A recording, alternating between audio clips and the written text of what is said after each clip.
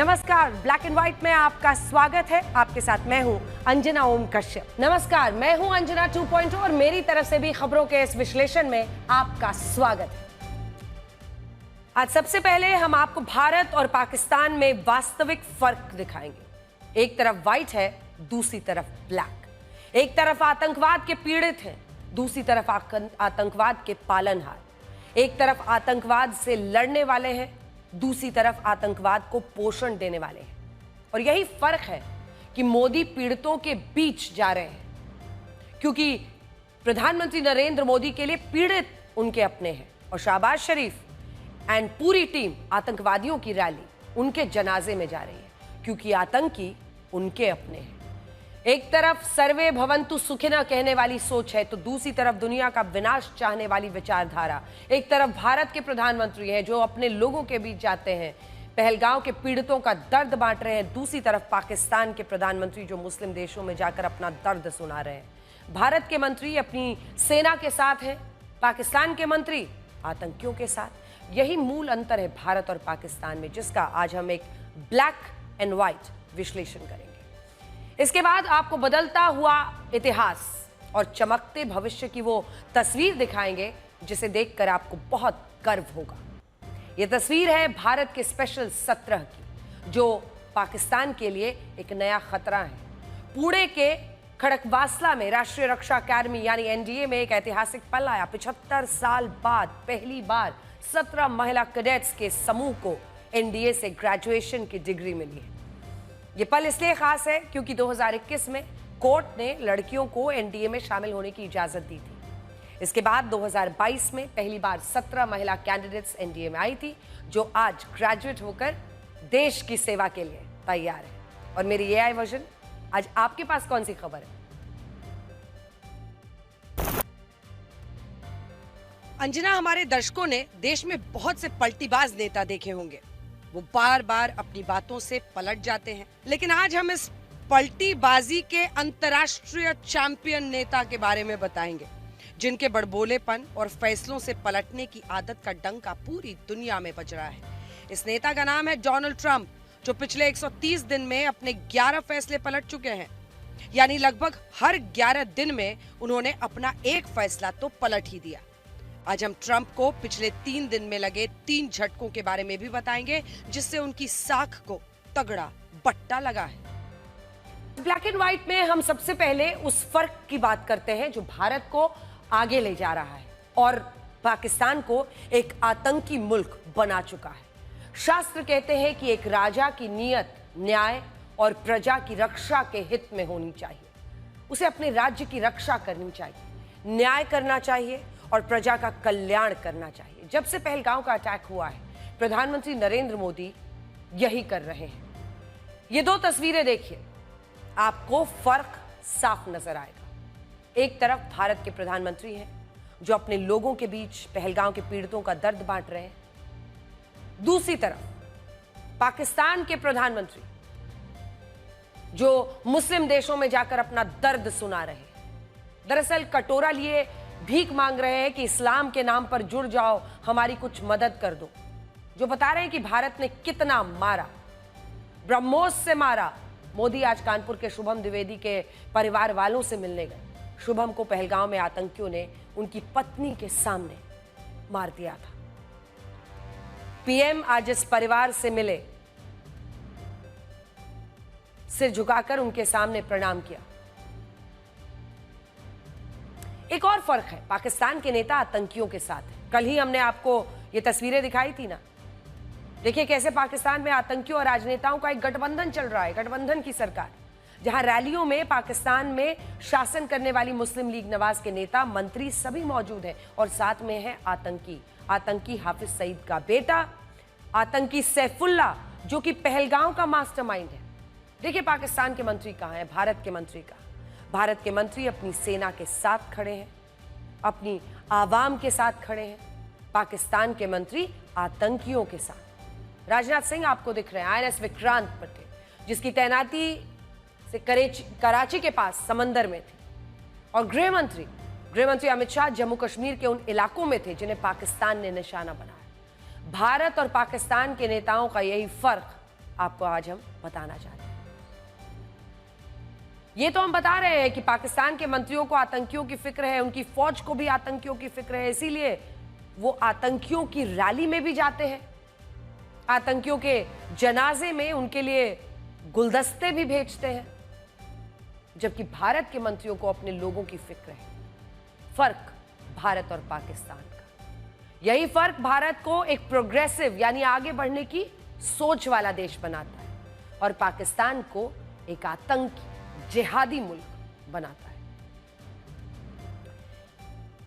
भारत और पाकिस्तान में जो फर्क है उसकी हम बात कर रहे थे। भारत के प्रधानमंत्री पहलगाम के पीड़ितों के साथ हैं, तो पाकिस्तान के प्रधानमंत्री पहलगाम अटैक करने वाले आतंकियों और उनके परिवार के साथ। मोदी ने आज जब कानपुर के शुभम द्विवेदी के परिवार से मुलाकात की तो उन्हें यह साफ साफ बता दिया कि अभी यह ऑपरेशन खत्म नहीं हुआ है, अभी ऑपरेशन सिंदूर जारी है।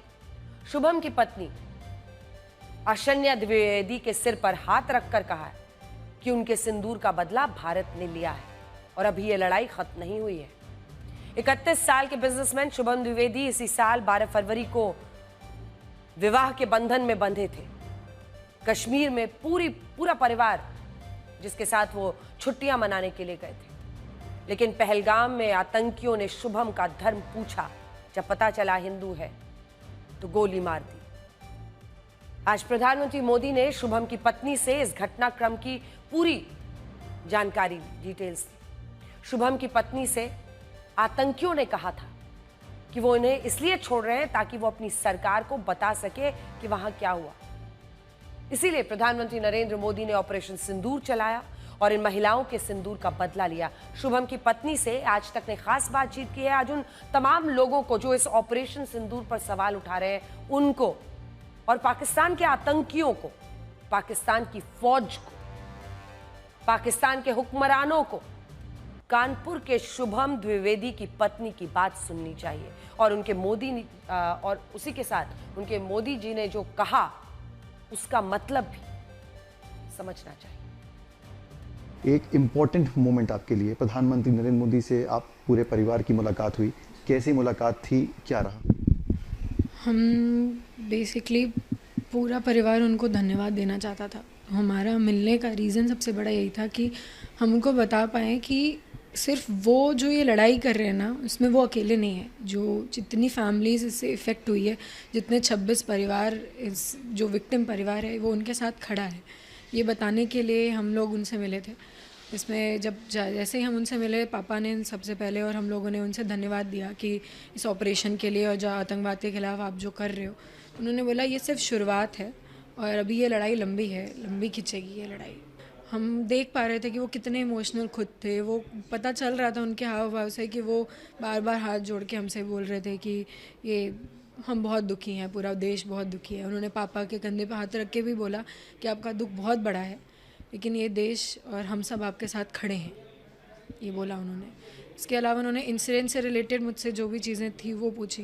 थोड़ा पर्सनली उन्होंने कि मैं कहाँ से रहती हूँ, कहाँ मतलब मेरा मायका कहाँ, ये सारी चीज़ें पूछी। मुझसे बोला कि बेटा तुम बहुत हिम्मती हो। इससे कहीं ना कहीं मेरे को लगा कि वो शायद मुझे सुन रहे थे, शायद उन्होंने मेरे इंटरव्यूज़ देखे हैं। उन्होंने बोला मुझसे जाते जाते ये चीज़। मम्मी पापा से भी बहुत दुखी थे, समझ में आ रहा था कि वो इफ़ेक्टेड हैं, वो 2600 लोग के जाने से वो भी हिले हैं। कैसा क्षण था आपके लिए? प्रधानमंत्री पहली बार किसी परिवार से उन्होंने मुलाकात करी है, इससे पहले पहलगाम में अभी तक उन्होंने मुलाकात नहीं करी थी।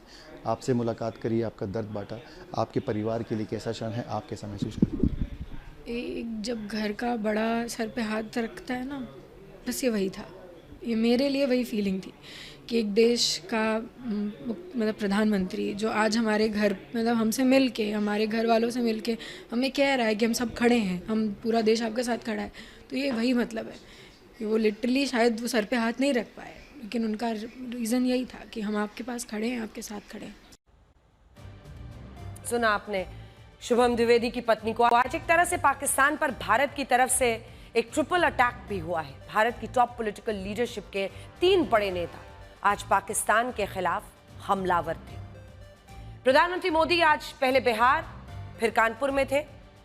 वहीं गृह मंत्री अमित शाह जम्मू कश्मीर के उन इलाकों में थे जिन्हें पाकिस्तान ने निशाना बनाया, और रक्षा मंत्री राजनाथ सिंह INS विक्रांत पर थे। इन तीनों में से अगर कोई एक भी कुछ बोलता है तो वो सरकार की नीति बन जाती है। और सोचिए, तीनों ही आज पाकिस्तान के खिलाफ हमलावर थे। इसीलिए आज ये जानना जरूरी है कि पाकिस्तान पर इनके इस ट्रिपल अटैक का मतलब क्या है, और ये समझने के लिए ये जानना चाहिए कि इन तीनों पर पाकिस्तान क्या कह रहा है।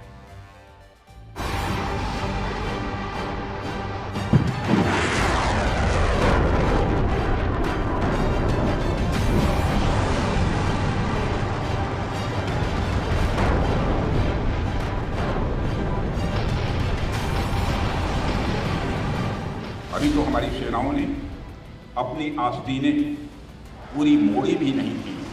अभी तो हमने अपना पराक्रम दिखाना शुरू ही नहीं किया था। और हमारी सेना ने ऐसा पराक्रम किया कि पाकिस्तानी सेना को गिड़गिड़ाकर युद्ध रोकने की मांग करने पर मजबूर होना पड़ा। और आतंकवादी हमले का जवाब इतनी ही तत्परता और इतनी ही कठोरता से दिया जाएगा। आतंक के आकाओं के ठिकानों को मिट्टी में मिला दिया जाएगा।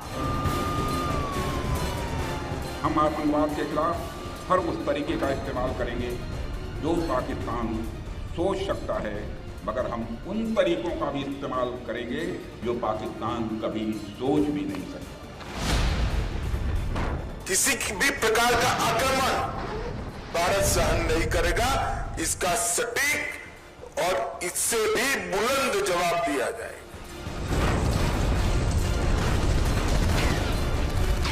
दुश्मन समझ लें, ये तो हमारे तर्कस का केवल एक ही तीर है।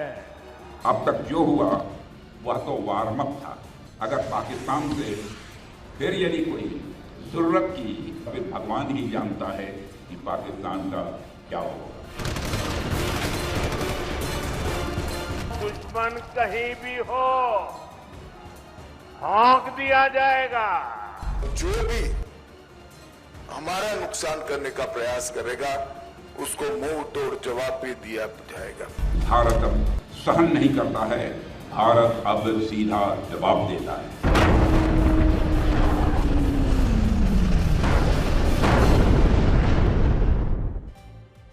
प्रधानमंत्री नरेंद्र मोदी ने एक बार फिर से पाकिस्तान को याद दिलाया कि अभी ऑपरेशन सिंदूर खत्म नहीं हुआ है, जारी है। मोदी ने कहा है कि भारत हर आतंकी हमले का करारा जवाब देगा। उसका समय, तरीका, शर्त हमारी सेनाएं खुद तय करेंगी। अब एटम बम की गीदड़ भभकी से नहीं डरेगा भारत, और ना ही उसके आधार पर कोई फैसला होगा। आतंक के आका और आतंक की सरपरस्त सरकार को भारत एक ही नजर से देखेगा। प्रधानमंत्री नरेंद्र मोदी ने बताया कि सेना का पराक्रम देखकर पाकिस्तान गिड़गिड़ाकर युद्ध रोकने की मांग करने पर मजबूर हुआ। रक्षा मंत्री राजनाथ सिंह ने पाकिस्तान को INS विक्रांत से भारतीय नौसेना की ताकत याद दिलाई।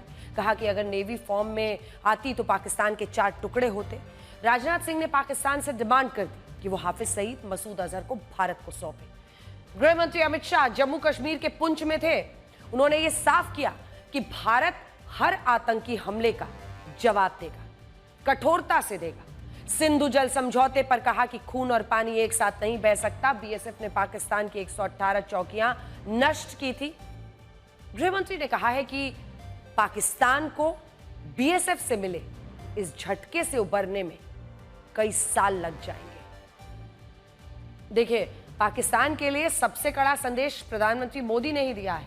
आपको याद होगा 22 अप्रैल को आतंकियों ने जब पहलगांव का हमला किया था, तो सिर्फ एक दिन के बाद 24 अप्रैल को प्रधानमंत्री बिहार के मधुबनी पहुंचे थे और बिहार की धरती से प्रधानमंत्री ने आतंकियों को और उनके आकाओं को संदेश दिया था। कहा था कि आतंकियों के ठिकानों को मिट्टी में मिलाने का वक्त है।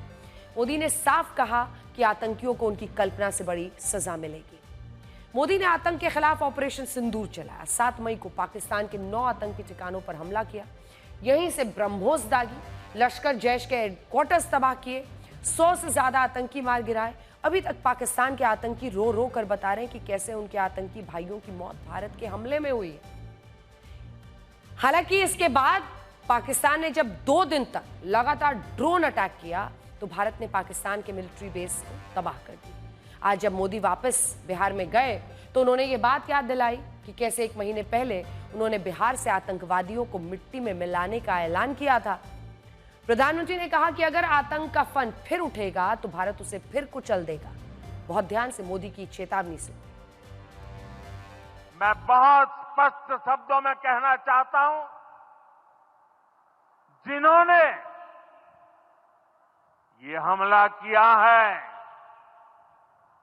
उन आतंकियों को और इस हमले की साजिश रचने वालों को उनकी कल्पना से भी बड़ी सजा मिलेगी। सजा मिलकर के रहेगी। अब आतंकियों की बची खुची जमीन को भी मिट्टी में मिलाने का समय आ गया है। इस जघन्य आतंकी हमले के बाद 1 दिन के बाद मैं बिहार आया था और मैंने बिहार की धरती से देश को वादा किया था, वचन दिया था। बिहार की धरती पर आंख में आंख मिलाकर हमने कह दिया था, आतंक के आकाओं के ठिकानों को मिट्टी में मिला दिया जाएगा। बिहार की धरती पर मैंने कहा था, उन्हें कल्पना से भी बड़ी सजा होगी। आज जब मैं बिहार आया हूं तो अपने वचन पूरा करने के बाद आया हूं। आतंकवाद के खिलाफ भारत की लड़ाई न रुकी है न थमी है।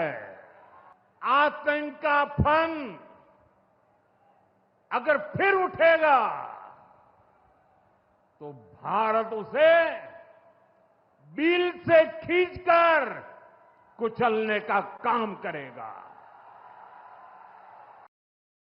आज पाकिस्तान को चेतावनी भारत के रक्षा मंत्री ने भी दी और उस आईएनएस विक्रांत से दी जो पूरे ऑपरेशन सिंदूर के दौरान अरब सागर में तैनात था और पाकिस्तान के कराची शहर के बहुत पास था। आईएनएस विक्रांत पर रक्षा मंत्री का जाना पाकिस्तान को बहुत बड़ा मैसेज है। आईएनएस विक्रांत भारत की वो ताकत है जिससे पाकिस्तान को बहुत ज्यादा डर लगता है। जैसे ही पहलगाम अटैक हुआ उसके अगले ही दिन खबर आ गई थी कि भारत ने भारत का ताकतवर, सबसे ताकतवर विमान वाहक पोत आईएनएस विक्रांत अरब सागर में पाकिस्तान की तरफ रवाना कर दिया है।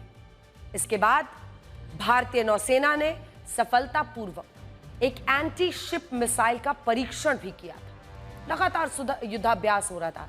बताया जाता है कि ऑपरेशन सिंदूर के दौरान विक्रांत कराची से 100 नॉटिकल मील की दूरी पर मौजूद था। ऑपरेशन सिंदूर में वायुसेना जहां आतंक के अड्डों पर हमला कर रही थी, वहीं भारतीय नौसेना ने चुपचाप पाकिस्तान की समुद्री हरकतों को रोका। खासकर आईएनएस विक्रांत ने अपने पहले युद्ध मिशन में समंदर में ऐसा दबदबा बनाया कि पाकिस्तान की नौसेना तटीय अड्डों तक सीमित हो गई।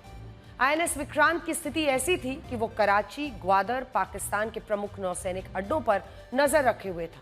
हमला करने को पूरी तरह तैयार था। आईएनएस विक्रांत समंदर में एक चलता फिरता शहर है। इसकी लंबाई है 262 मीटर, चौड़ाई है 62 मीटर और ऊंचाई है 59 मीटर। 2 फुटबॉल फील्ड के बराबर इसका रनवे है। 2 फुटबॉल फील्ड के बराबर रनवे। ये एक बार ईंधन भरने पर 45 दिन तक समुद्र में रह सकता है। इसे समुद्र में रिफिल भी किया जा सकता है। आईएनएस विक्रांत के स्ट्राइक ग्रुप में शामिल मिग 29K फाइटर जेट्स हैं जो 850 किलोमीटर तक हमला कर सकते हैं। 850 किलोमीटर तक हमला। इसमें 64 बराक और 16 ब्रह्मोस मिसाइलें हैं जो हवा और जमीन पर सटीक निशाना लगाने में माहिर है। पाकिस्तान को INS विक्रांत से इसलिए डर लगता है क्योंकि अपने स्ट्राइक ग्रुप यानी डिस्ट्रॉयर, फ्रिगेट्स और एंटी सबमरीन शिप के साथ मिलकर पाकिस्तान के समुद्री रास्तों को ब्लॉक कर सकता है। पाकिस्तान को यह भी डर था कि विक्रांत से भारत कराची पोर्ट को तबाह कर सकता है। कराची पोर्ट पाकिस्तान की लाइफलाइन है, जहां से 70% नेशनल ट्रेड, राष्ट्रीय उनका जो व्यापार है, 80% पेट्रोलियम इंपोर्ट होता है। अगर INS विक्रांत ने इस पोर्ट को ब्लॉक कर दिया होता तो पाकिस्तान का व्यापार, उसका ट्रेड बंद हो जाता, पाकिस्तान तेल को तरस जाता। इसीलिए तो पाकिस्तान की तरफ सीज फायर की गुहार लगाई गई, क्योंकि पाकिस्तान जानता था कि अगर युद्ध थोड़ा सा भी लंबा हुआ तो भारतीय नेवी भी एक्शन में आएगी, और फिर अगर INS विक्रांत का रौद्र रूप दिखा तो फिर कराची बचना मुश्किल है। इसीलिए खासतौर पर आज राजनाथ सिंह ने INS विक्रांत पर जाकर ये तमाम बातें दिखाई, बताई, मिले वो सैनिकों से, जहां से उन्होंने पाकिस्तान को कई खास संदेश आज दिए। सुनिए। 1971 इसका गवाह है कि जब इंडियन नेवी हरकत में आई थी वह 1 से 2 हो गया था। मैं पाकिस्तान की बात कर रहा हूं। जब हमारी इंडियन नेवी हरकत में आई थी तो पाकिस्तान 1 से 2 हो गया था। अगर ऑपरेशन सिंदूर में भारतीय नौसेना अपने फार्म में आई होती तो पाकिस्तान के 2 टुकड़े ही न होते, बल्कि मैं समझता हूं शायद 4 टुकड़े हो जाते। पाकिस्तान के हक में यही बात होगी कि वह अपनी जमीन पर चल रही आतंकवाद की नर्सरी को अपने हाथों से उखाड़ देंगे। इसकी शुरुआत उसे हाफिज सईद और मसूद अजहर जैसे आतंकवादियों को भारत के हाथों में सौंपने से करनी चाहिए। यह दोनों न केवल भारत में मोस्ट वांटेड टेररिस्ट की सूची में हैं, बल्कि ये यूनाइटेड नेशंस की डेजिग्नेटेड टेररिस्ट की लिस्ट में भी शामिल हैं। देश भर में भारतीय सेना के ऑपरेशन सिंदूर का डंका बज रहा है। भारतीय सेना के शौर्य की खूब प्रशंसा हो रही है। भारतीय सेना के शौर्य पर अगर किसी को शक है तो पहला है पाकिस्तान, और दूसरे भारतीय राजनीति में कुछ नेता। देश की राजनीति में ऑपरेशन सिंदूर पर एक घमासान मचा हुआ है। अब पहलगाम हमला हुआ तो विपक्ष सरकार के साथ था, सबने मिलकर इस हमले की निंदा की। सरकार की तरफ से ऑल पार्टी मीटिंग बुलाई गई तो सभी दल पहुंचे, लेकिन जब सरकार ने ऑपरेशन सिंदूर चलाया और पाकिस्तान के आतंकी ठिकानों का सफाया हुआ तो इस ऑपरेशन पर राजनीति होनी धीरे धीरे शुरू हो गई। इसके बाद जब सरकार ने सांसदों को भारत की बात रखने के लिए विदेश भेजा तो उसमें विपक्षी सांसद भी थे। खास तौर पर शशि थरूर की बड़ी चर्चा है। उनको कांग्रेस की आपत्ति के बावजूद एक डेलीगेशन का अध्यक्ष बना दिया, जिसका कांग्रेस ने खूब विरोध किया, क्योंकि कांग्रेस ने किसी और का नाम दिया था, लेकिन सरकार ने शशि थरूर को चुना।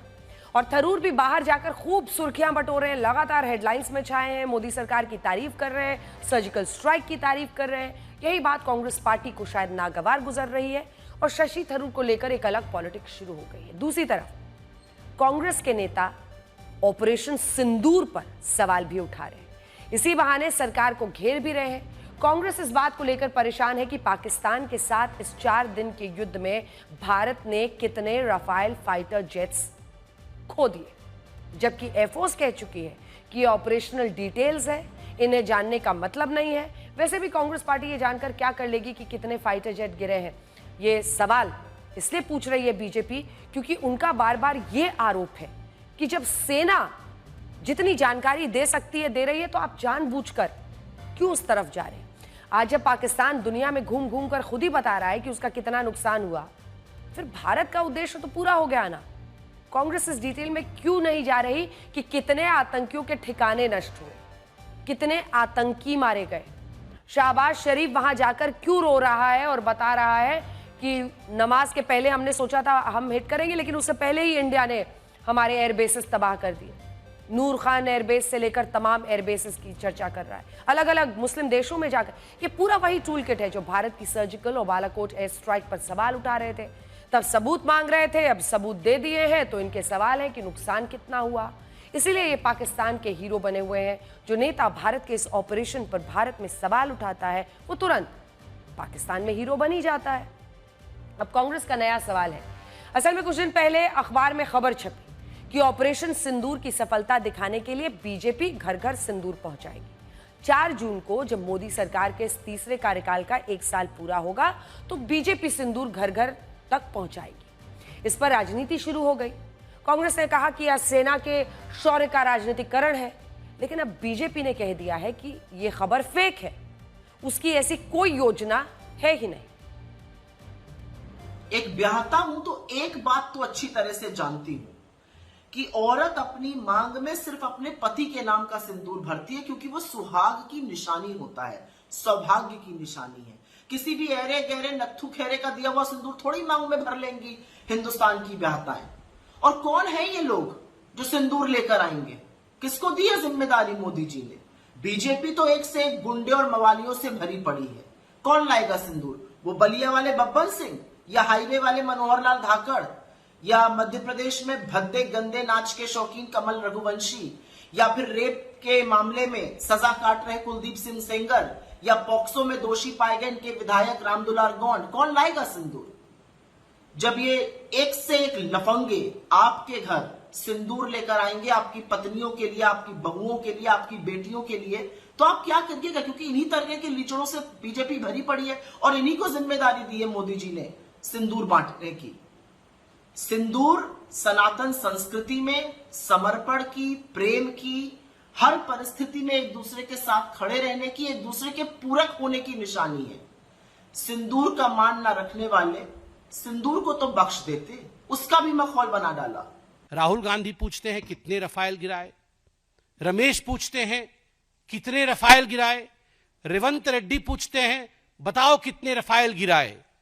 ये जो पाकिस्तान के बब्बर हैं वो हिंदुस्तान के गब्बर हैं। और याद रखो, हिंदुस्तान के गब्बरों, तुम्हारी वही होगी जो जय और वीरू ने गब्बर का किया था।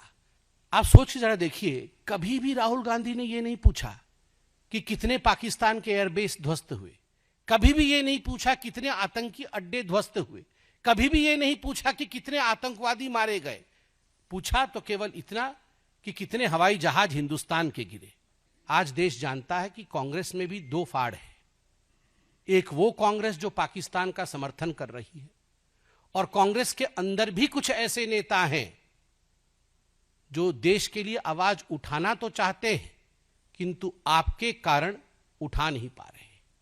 और ये जो जय हिंद की यात्रा आपने निकाला है, और हर जय हिंद की यात्रा में, कल रेवंत रेड्डी जी पूछ रहे थे कि हिंदुस्तान की कितनी जहाजें गिर गई, परसों रमेश जी पूछ रहे थे, ये जो जय हिंद की यात्रा आपने निकाला है, ये जय पाकिस्तान की यात्रा ज्यादा लग रही है, जय हिंद की यात्रा कम लग रही है। इससे अच्छा होगा आप यात्रा बंद करिए और पाकिस्तान के साथ सलाह मशवरा करके कंबाइंड प्रेस कॉन्फ्रेंस करिए। और अब बात चीन के डर की। अगली खबर का रुख कर रहे हैं।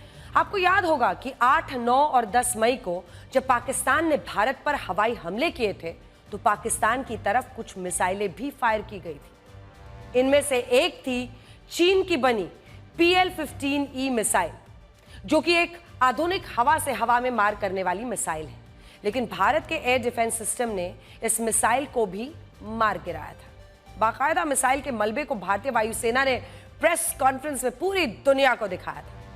इस मिसाइल पर चीन को बहुत गर्व था, लेकिन भारत ने तो उसकी मिसाइल को मिट्टी में मिला दिया। चीन ये भी स्वीकार नहीं कर रहा है कि उसने पाकिस्तान को हथियार दिए हैं, जबकि युद्ध रुकने के बाद पाकिस्तान के मंत्री चीन का ही दौरा कर रहे हैं, उन्हें शुक्रिया कह रहे हैं, लेकिन चीन है कि मान नहीं रहा कि उसने पाकिस्तान को यह हथियार दिए हैं। चीन के रक्षा मंत्रालय से यह पूछा गया कि जो मिसाइल भारत ने मार गिराई है उस पर आपका क्या कहना है। चीनी रक्षा मंत्रालय के प्रवक्ता सीनियर कर्नल जांग शियाओगांग का कहना है कि जिस मिसाइल का जिक्र किया गया है वो एक निर्यात उपकरण है और इसे देश और विदेश में कई रक्षा प्रदर्शनियों में दिखाया गया है। चीन ये बता रहा है कि ये तो उसने पाकिस्तान को एक्सपोर्ट की थी, जबकि चीन की चिंता दूसरी है। अब चीन की इस मिसाइल का मतलब हमारे पास पूरी तरह सुरक्षित है। उसका पूरा का पूरा जो मिसाइल का मलबा है वो हमारे पास है, भारत के पास है। चीन इस बात को लेकर बहुत परेशान भी है, क्योंकि उसके दुश्मनों की दिलचस्पी इस मिसाइल के मलबे में है। खबर है कि ताइवान तो खासतौर पर चीन की इस मिसाइल का मलबा मांग रहा है, क्योंकि उसे हर दिन चीन की तरफ से हमले की धमकियां मिलती हैं। मलबे की रिजर्व इंजीनियरिंग करके PL-15 की ताकत और कमजोरियों का राज खुल सकता है। अगर ऐसा हुआ तो यह ताइवान और चीन की बाकी दुश्मन देशों के लिए बहुत बड़ी बात होगी, और इसी बात को लेकर चीन जरा डरा हुआ है। चीन हथियारों का बड़ा एक्सपोर्टर भी है। पाकिस्तान जैसे देश उससे खूब हथियार खरीदते हैं। अगर चीन के हथियारों का तोड़ मिल गया या चीन के हथियार फुस बम साबित हो गए तो फिर उसका मार्केट गिर सकता है। Stockholm International Peace Research Institute यानी सिप्री के अनुसार 2020 से 2024 के बीच पाकिस्तान ने जितने भी हथियार आयात किए उनमें से 81% चीन से ही आए थे। इनमें आधुनिक लड़ाकू विमान, नौसेना के जहाज, पनडुब्बियां, मिसाइल सिस्टम सब शामिल हैं। चीन और पाकिस्तान मिलकर JF-17 लड़ाकू विमान भी बनाते हैं, जो पाकिस्तान की वायुसेना की रीढ़ है। और यही भारत भी दुनिया को बता रहा है। दुनिया में घूम रहे भारत के सांसद बता रहे हैं कि कैसे चीन और पाकिस्तान एक साथ है, कैसे पाकिस्तान चीन से मिले हथियारों से भारत पर हमला कर रहा था। Yes, sir, we are quite conscious of what you are saying. China supplies 81% of all Pakistani defense equipment. Defense is a polite word. Pakistani military equipment, much of it is not for defense, but for attack. We also know, and this is something which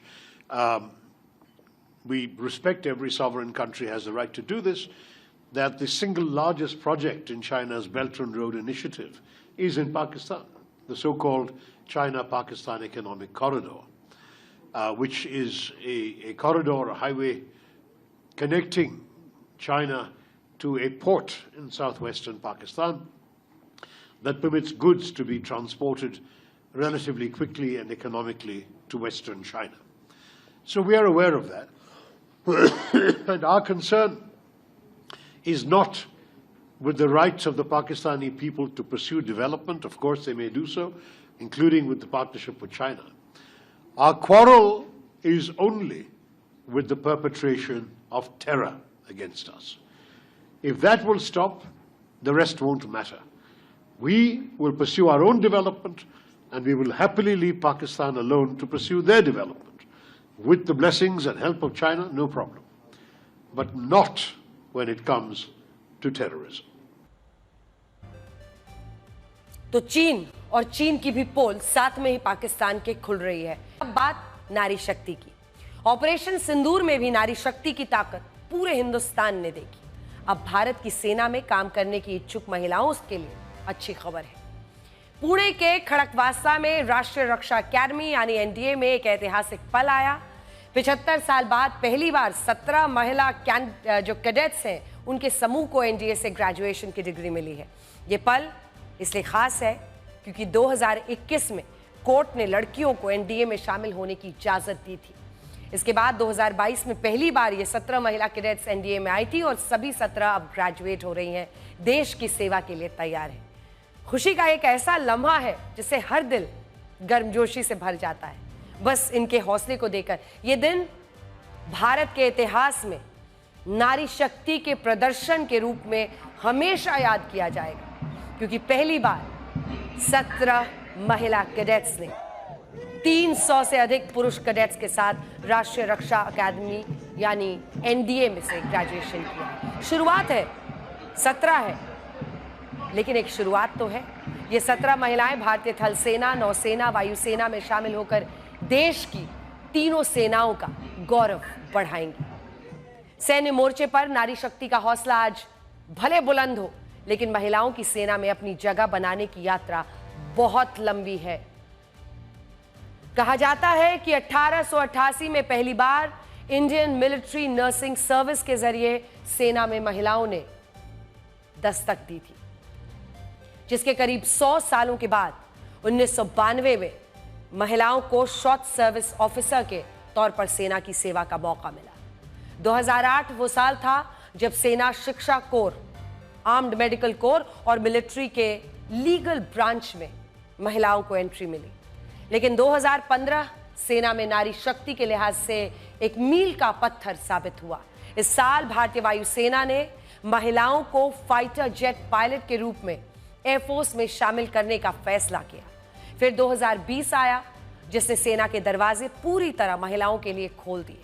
supreme court ने महिलाओं को permanent commission अधिकारी के रूप में स्थायी सेवा का हक दिया और 2021 में एनडीए के द्वारा महिलाओं के लिए खुला हुआ रास्ता, जिसका नतीजा आज आपके सामने है। रिटायर्ड सेना प्रमुख जनरल वीके सिंह ने पुणे के खड़कवासला में इस एनडीए परिसर में परेड की सलामी ली। सोचिए, खुद वीके सिंह को यह कहना पड़ा कि ये महिलाएं इतने प्रोफेशनल तरीके से परेड कर रही थी कि पहचानना मुश्किल हो गया था कि कौन पुरुष और कौन महिला। आने वाला दिन ऐसा भी होगा जब मिसाल दी जाएगी कि क्या बाकी लोग इन महिलाओं की तरह परेड कर पा रहे हैं। साफ है कि एनडीए का ये बैच नारी शक्ति के लिए नई संभावनाओं का आगाज है, एक शुरुआत है। महिलाओं की बढ़ती ताकत का सुनहरा सच है। आज ये फाइटर जेट्स उड़ाने, समंदर में सैन्य जहाजों पर महत्वपूर्ण जिम्मेदारियां निभाने के साथ साथ स्पेशल ऑपरेशन में शामिल होकर दुश्मन को सबक सिखाने तक का कमाल दिखाए।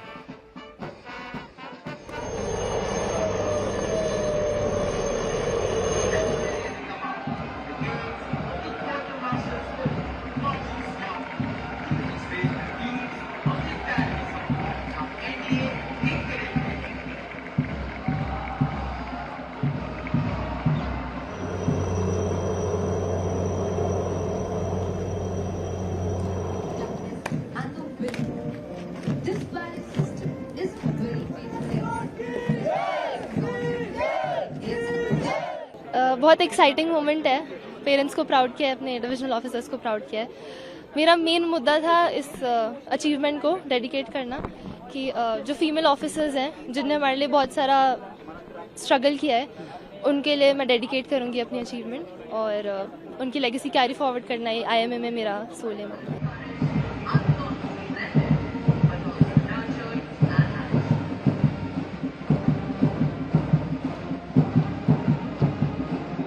This was also the occasion when 17 female cadets have passed out, and I'm sure when you looked at the parade, you didn't find where they were.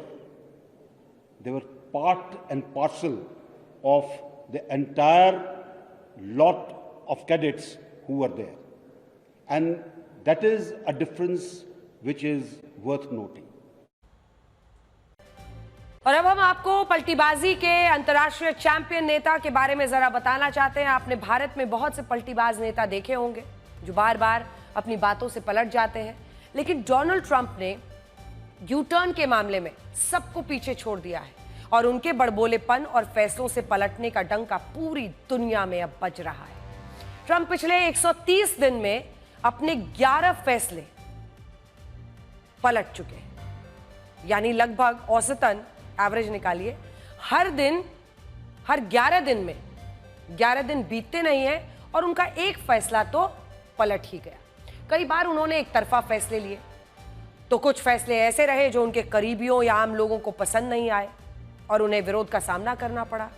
Trump की नीतियों को लेकर कानूनी विवाद भी लगातार बढ़ रहे हैं। जब से ट्रंप दूसरी बार अमेरिका के राष्ट्रपति बने हैं, तब से अमेरिका की अलग अलग अदालतों ने 180 से ज्यादा आदेशों या नीतियों पर या तो पूरी तरह से रोक लगा दी या अस्थायी रोक लगा दी, जबकि 11 फैसले ऐसे रहे जिन पर खुद ट्रंप ने ही यू टर्न ले लिया।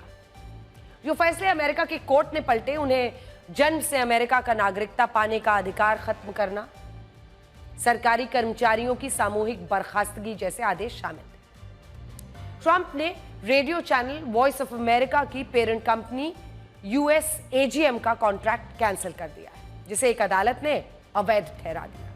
पर्यावरण नियमों को कमजोर करने वाले उनके आदेशों को भी कोर्ट ने पलट दिया, रोक दिया। विदेशी फंडिंग से जुड़े आदेश को भी अदालत ने गलत माना। इसके अलावा अदालत ने गैर अमेरिकियों के लिए मतदान पर रोक को भी अवैध मान लिया। अप्रैल महीने में सिर्फ एक ही हफ्ते में 11 मुकदमों में ट्रंप को हार मिली, 11 मुकदमों में। और जिन फैसलों पर ट्रंप ने खुद यू टर्न लिया उनमें फेडरल फंडिंग फ्रीज, अंतर्राष्ट्रीय छात्र वीजा जिसकी चर्चा हमने पहले भी आपसे की थी, टैरिफ नीतियों जैसे फैसले शामिल हैं। टैरिफ और बर्थ राइट के फैसले खुद पलटने को वो मजबूर हो गए। प्रवासी बच्चों की बर्थ राइट रोकने का फैसला भी आदेश के कुछ ही दिनों के भीतर ट्रंप ने रद्द कर दिया। मेक्सिको कनाडा के साथ व्यापार समझौते को रद्द करने की घोषणा की, लेकिन दबाव के बाद इसे टाल दिया। डिपार्टमेंट ऑफ गवर्नमेंट एफिशिएंसी के तहत इबोला रोकथाम फंडिंग रद्द हुई, जिसे बाद में फिर बहाल किया गया। यू टर्न और पलटी मारने की वजह से ट्रंप की छवि अब एक ऐसे नेता की बनती जा रही है जिसकी बात विश्वास करने लायक ही ना हो, और ये सब इनके बड़बोलेपन की वजह से हुआ है। पिछले 3 दिन में ट्रंप को 3 ऐसे झटके लगे जिससे उनकी साख को तगड़ा बट्टा लग गया है। पहला, ट्रंप के सबसे करीबी एलॉन मस्क उनकी सरकार से अलग हो गए। दूसरा, ट्रंप के टैरिफ के आदेश पर कोर्ट ने गैर कानूनी बताते हुए रोक लगा दी। हालांकि बाद में दूसरी अदालत से ट्रंप के कुछ दिन के लिए उनको स्टे मिल गया है अगली सुनवाई तक। और तीसरा, पुतिन ने ट्रंप की बात को अनसुना कर दिया, जिसके बाद ट्रंप आग बबूला हो गए और पब्लिकली मतलब पोस्ट डालकर उन्हें क्रेजी, एब्सोल्युटली क्रेजी यानी पागल बोलने लगे। अब आपको ट्रंप को लगे इन 3 झटकों के बारे में विस्तार से बताते हैं।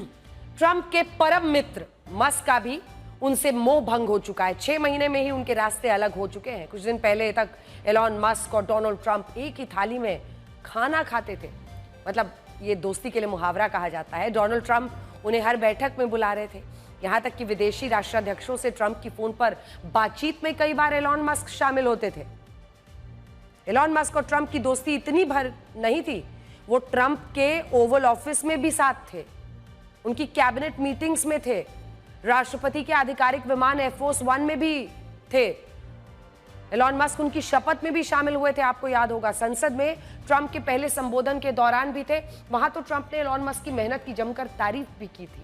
उन्होंने व्हाइट हाउस की लॉन में मस्क की कंपनी टेस्ला की कार्स के साथ पोज भी किया था। लेकिन अब दोनों के रास्ते अलग हो चुके हैं। एलॉन मस्क ने ट्रंप के एक स्पेंडिंग बिल की कड़ी आलोचना की थी। ट्रंप ने इस बिल को बिग ब्यूटीफुल बिल कहा था, उनका अंदाज होता है इसे। तो मस्क ने इसे सार्वजनिक रूप से मैसिव स्पेंडिंग बिल बता दिया और कहा कि इसने फेडरल डेफिसिट को बढ़ा दिया। इसके बयान के एक दिन बाद उनकी ट्रंप के महत्वाकांक्षी प्रोजेक्ट डॉज यानी डिपार्टमेंट ऑफ गवर्नमेंट एफिशिएंसी से विदाई हो गई। एलॉन मस्क ने अपने सोशल मीडिया प्लेटफॉर्म एक्स पर लिखा कि स्पेशल गवर्नमेंट एम्प्लॉय के रूप में मेरा समय समाप्त हो रहा है।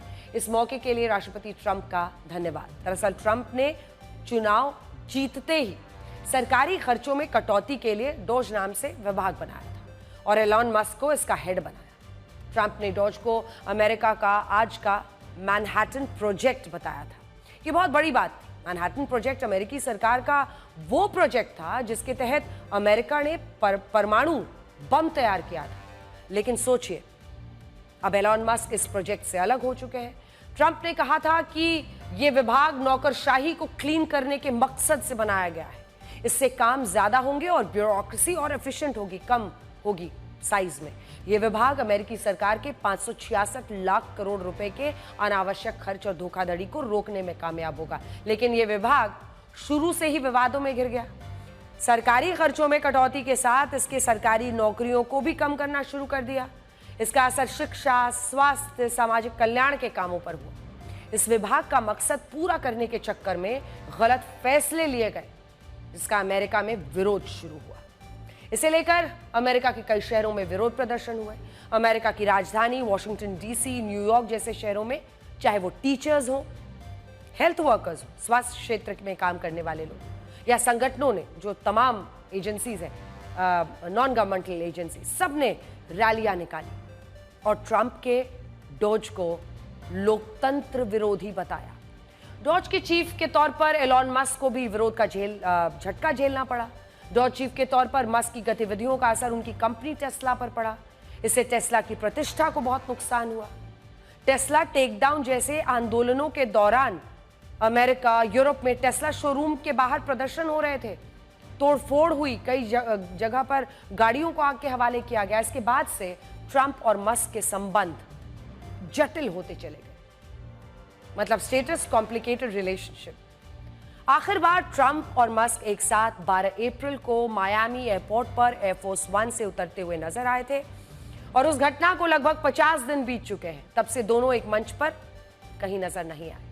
डोनाल्ड ट्रंप हर कुछ दिनों में अपने सोशल मीडिया पोस्ट में मस्क का जिक्र जरूर करते थे। फरवरी मार्च में ट्रंप ने मस्क के बारे में हर सप्ताह औसतन 4 बार सोशल मीडिया पर पोस्ट किया, लेकिन अब अप्रैल की शुरुआत के बाद से एलॉन मस्क के बारे में उन्होंने कोई भी पोस्ट नहीं किया। यानी पिछले 2 महीने से ट्रंप और मस्क के बीच दूरी बढ़ती चली गई। ये दोस्ती जबकि बहुत गहरी थी, लोग उन्हें अमेरिका का जय वीरू कहने लगे थे। ट्रंप और एलॉन मस्क की दोस्ती अमेरिका के चुनाव के साथ ही शुरू हुई थी। 13 जुलाई 2024 ने राष्ट्रपति उम्मीदवार के तौर पर ट्रंप का खुलकर समर्थन किया था एलॉन मस्क ने। ये वही दिन था जब ट्रंप के ऊपर गोली चली थी जो उनके कान को छूकर निकली थी। बाल बाल वो बचे थे। बाद में मस्क ने ट्रंप का चुनावी खर्च भी उठाया, जिसमें उनके लगभग 2100 करोड़ रुपए खर्च हो गए।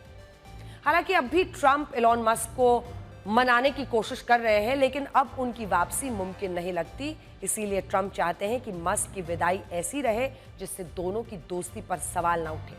मस्क के जाने के बाद अब व्हाइट हाउस ने कहा कि ट्रंप की कैबिनेट डॉज के साथ काम करती रहेगी।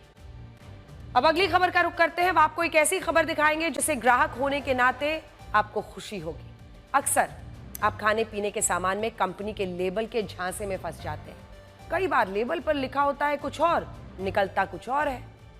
इसे लेकर food safety and standards authority of India यानी FSSAI ने खाद्य कंपनियों को एक एडवाइजरी जारी की है कि लेबल पर जो लिखा है वो होना चाहिए।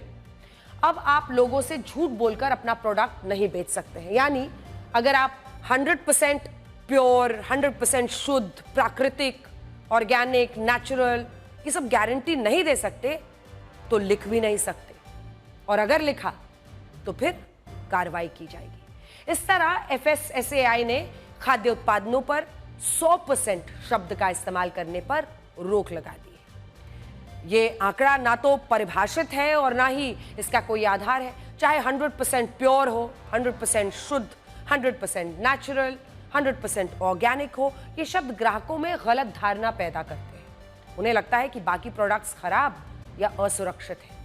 लोग कहते हैं कि जिंदगी एक बार मिलती है, जबकि सच ये है कि मौत एक बार मिलती है। जिंदगी तो हर रोज मिलती है। ये आप पर निर्भर है कि आप उसे जीते कैसे हैं। नमस्कार।